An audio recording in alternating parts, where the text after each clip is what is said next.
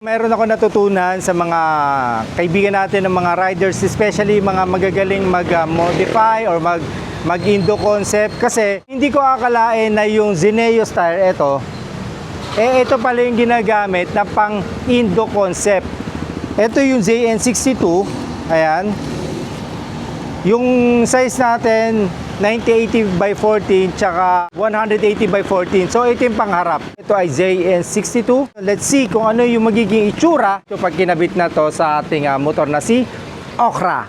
Kahit maulan, hindi ko matest na ipakita sa inyo kung ano na naging outcome nung inilagay nating gulong. Marami kasi nagtatanong at marami nagturo sa akin ano nga ba dapat at ano nga ba yung bagay na style ng gulong para sa Indo concept. So papakita ko sa inyo, meet Okra.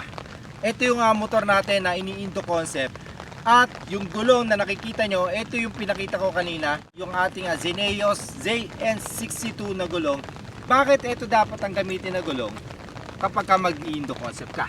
Kasi tinatawag siyang donut style. Etong donut style, yung tipong parang pabilog yung gulong mo, hindi siya flat. Yung isa kasi na nakakabit dito, flat siya tignan. Ito, pa-round na siya. Ito yung magiging itsura niyan kapag nakakabit na yung harap at likod ng gulong. Sir, ano size yung ginamit mo?